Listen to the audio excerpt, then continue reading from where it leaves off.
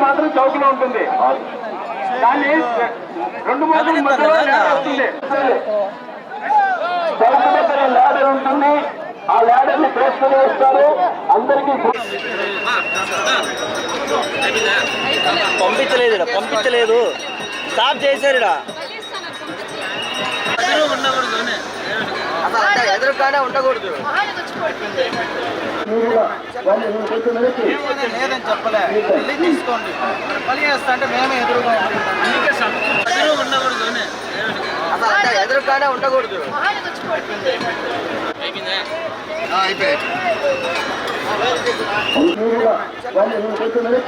లేదని చెప్పలే. వెళ్ళి తీసుకోండి. పని చేస్తా అంటే మేమే ఎదురుగా ఇక్కడ ఉండేటువంటి మొత్తాలు గోవింద నామస్మరణ చేసినట్టుగా ఎక్కడ ఉండదు అనేటువంటి ప్రకృతి జరుగుతుంది. బయలుదేరడం జరుగుతుంది.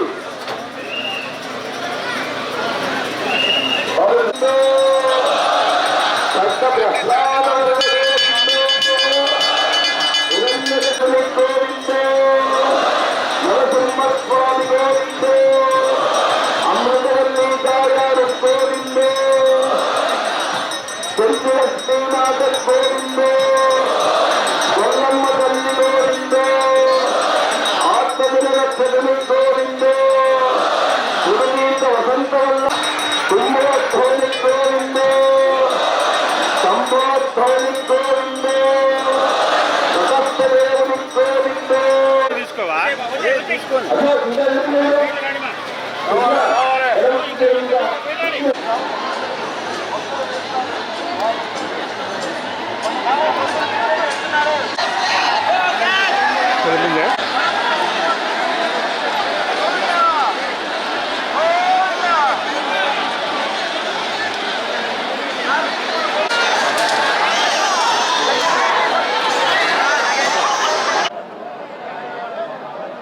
అర్చకులకు దారి ఇవ్వండి. అర్చకులు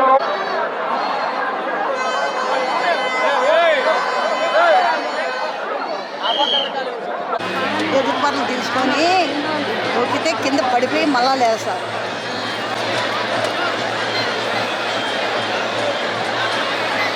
దగ్గరకు వచ్చాడు, వస్తున్నాడు.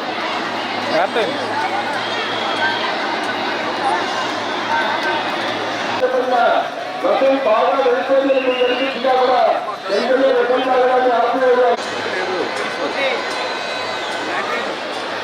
బ్యాటరీ ఒకటేగా పెట్టారు. ఛార్జింగ్ ఏటీ ఉన్నారు.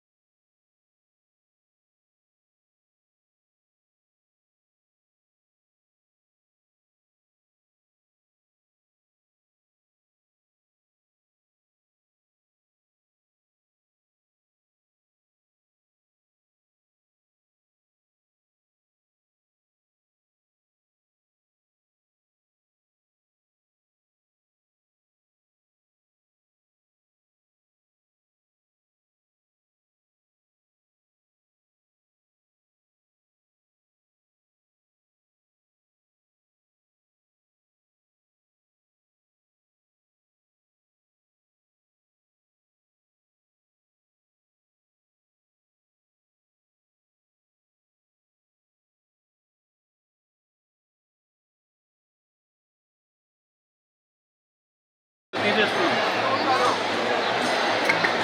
ఇచ్చినాడు రథం పూజ అయిపోయింది ఇంక కదిలేదే ఆగేది ఉంది స్టార్టింగ్.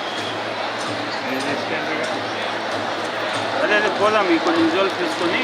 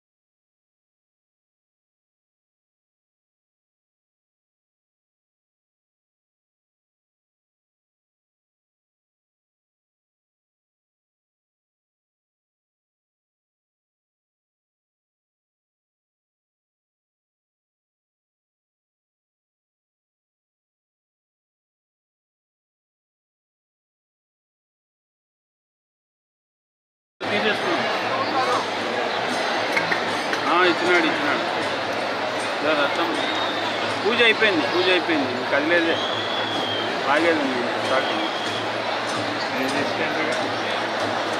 అదే పోదాం ఈ కొన్ని విజువల్స్. పాల్గొన మాసంలో అన్ని నృసింహ క్షేత్రాల్లో కూడా స్వామివారి ఉత్సవాలు జరుగుతాయి.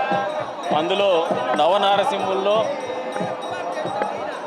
కాద్రి లక్ష్మీ నరసింహస్వామి క్షేత్రం అనేది చాలా ప్రాశస్తం ఉన్నటువంటి క్షేత్రం. ఇక్కడ బ్రహ్మోత్సవాలు అన్ని చోట్ల 12 రోజులు జరిగితే కదిరిలో మాత్రం ప్రత్యేకంగా 15 రోజుల పాటు బ్రహ్మోత్సవాలు జరుగుతాయి. ఈ రోజున కాద్రి లక్ష్మీ నరసింహస్వామి వారి బ్రహ్మోత్సవాల్లో ఏదైతే బ్రహ్మరథోత్సవం ఉందో చాలా ప్రాధాన్యత సంతరించుకునేటువంటి కార్యక్రమం ఇది. ఎందుకంటే సుదీర్ఘ ప్రాంతాల నుంచి కూడా పెద్ద ఎత్తున లక్షలాదిగా ప్రజలు వచ్చేటువంటి కార్యక్రమం ఇది. స్వామివారి ఉత్సవాలు కరోనా సమయంలో కూడా ఆగకుండా నిర్వహింపబడడం అనేది నిజంగా ఇక్కడి ప్రాశస్త్యాన్ని చెప్పగానే చెప్పేటువంటి పరిస్థితి. అంతేకాకుండా తెలుగుదేశం పార్టీ అధికారంలోకి వచ్చిన తర్వాత గతంలో తెలుగుదేశం పార్టీ అధికారంలో ఉన్నప్పుడే ఈ క్షేత్రానికి ప్రభుత్వం తరపున పట్టు వస్త్రాలు ఇచ్చేటువంటి కార్యక్రమం కూడా మొదలుపెట్టినటువంటి పరిస్థితి. చంద్రబాబు నాయుడు గారి చొరవతోనే ఆయన ముఖ్యమంత్రిగా ఉన్నప్పుడే ఈ క్షేత్రానికి మా దేవస్థానానికి నారసింహునికి ప్రభుత్వం తరపున పట్టు వస్త్రాలు ఇచ్చడం అనేది ఒక జీవో విడుదల చేయడం కూడా జరిగింది. అప్పటి నుంచి వస్తున్నటువంటి ఈ కార్యక్రమము మొన్నటి రోజున కళ్యాణోత్సవం రోజున ఎవరైతే మా భవిష్యత్తు నాయకులు ఉన్నారో నారా లోకేష్ గారు ప్రత్యేకంగా ఇక్కడికి వచ్చి పట్టు వస్త్రాలు ఇవ్వడం అనేది నిజంగా మా అందరూ కూడా మనస్ఫూర్తిగా ఆయనకు ధన్యవాదాలు తెలుపుతున్నాము, రుణపడున్నామని చెప్పేసి కూడా తెలియజేస్తున్నాం. ఎందుకంటే మా క్షేత్ర ప్రాశస్త్యాన్ని తెలియజెప్పేటువంటి కార్యక్రమంలో భాగంగా ఈ క్షేత్రానికి ప్రాధాన్యత సంతరించుకునే విధంగా నారసింహుడికి ప్రభుత్వం తరపున సమర్పించేటువంటి పట్టు వస్త్రాలు ఈ సంవత్సరం నారా లోకేష్ గారు ఇవ్వడం అనేది నిజంగా ఇక్కడి స్థానిక ఎమ్మెల్యేగా నేను చేసుకున్నటువంటి అదృష్టం అని చెప్పేసి కూడా ఈ సందర్భంగా తెలియజేస్తా ఉన్నాను. అంతేకాకుండా ఈ రోజున కూటమి ప్రభుత్వం ఏదైతే ఈ క్షేత్ర అభివృద్ధికి గతంలో యువగలం సందర్భంగా కూడా నారా లోకేష్ గారు ఇక్కడ వచ్చినప్పుడు టెంపుల్ టూరిజం సర్క్యూట్ ప్రకటించడం జరిగింది. ఈ రోజున ప్రసాద్ స్కీమ్ కింద డిపిఆర్ వరకు తీసుకొచ్చినాం. వచ్చే రోజుల్లో వచ్చే సంవత్సరంలో ఈ బ్రహ్మోత్సవాల నుంచి వచ్చే బ్రహ్మోత్సవాల రూపు ఖచ్చితంగా ఈ ప్రాంతంలో క్షేత్ర పురాణంతో పాటు అదే రకంగా ఈ క్షేత్ర ప్రాశస్తాన్ని తెలియజెప్పే విధంగా ఇన్ఫ్రాస్ట్రక్చర్తో పాటు అన్ని రకాలైనటువంటి భక్తులకు వసతులు కల్పించేటువంటి కార్యక్రమము, అంతేకాకుండా ఇదొక తీర్థయాత్ర చేసేటువంటి ప్రాంతంగా తీర్చిదిద్దేటువంటి కార్యక్రమం పూర్తి స్థాయిలో నిర్వహించబోతున్నామని చెప్పేసి కూడా భక్తాదులకు తెలియజెప్తున్నాం. ఈ రోజున లక్షలాది భక్తులు వస్తూ ఉన్నారు. వాళ్ళు ఉండాలంటే వసతులు లేవు. ఈ రోజున మేము ఇది దృష్టిలో పెట్టుకొని వచ్చే రోజుల్లో ఈ ప్రాంతంలో పూర్తి స్థాయిలో వసతులు కల్పించేటువంటి కార్యక్రమం కూడా నిర్వహిస్తాం. అంతేకాకుండా ఇప్పుడు చూస్తే ఈ జిల్లాలో ఈ రాష్ట్రంలో ఇది శ్రీశైలము, తిరుమల, ఈ క్షేత్ర తిరుమల శ్రీశైలం తర్వాత విజయవాడ కనకదుర్గ తర్వాత ప్రాశస్త్యం సంతరించుకున్నటువంటి నరసింహ క్షేత్రంగా విరాజిల్లుతుంది. భవిష్యత్తులో ఇప్పటి వరకు ఉన్నటువంటి దేవుడి ఆదాయం 14 కోట్లు ఉంది. వచ్చే రోజుల్లో 100 కోట్ల రూపాయలు దేవుడి గుడికి ఆదాయం వచ్చే విధంగానే కార్యక్రమాలు రూపకల్పన చేస్తున్నాము. ఆ స్థాయిలో ఈ క్షేత్రాన్ని తీర్చిదిద్దుతామని చెప్పేసి కూటమి ప్రభుత్వం తరఫున కూడా తెలియజేసుకుంటూ వచ్చినటువంటి భక్తాదులందరికీ కూడా మంచి జరగల్లా ఈ ప్రాంతంలో బలంగా నమ్ముతాం. ఈ క్షేత్రంలో ఏదైతే బ్రహ్మోత్సవాల తర్వాత ఈ ప్రాంతవాసులు సుఖ సంతోషాలతో, ఆరోగ్యంతో, ఆర్థికంగా అభివృద్ధితో మంచి పంటలు పండేటువంటి పరిస్థితుల్లోనే ఈ ప్రాంతమంతా విరజిల్లుతుందని చెప్పేసి బలంగా నమ్మేటువంటి ఈ కార్యక్రమాన్ని అంతే నమ్మకంతో నిర్వహిస్తున్నాం. వచ్చే రోజుల్లో వచ్చే సంవత్సరం మరింత మెరుగైనటువంటి పరిస్థితుల్లోనే ఈ కార్యక్రమాలు నిర్వహిస్తున్నామని చెప్పేసి కూడా తెలియజెప్తాను.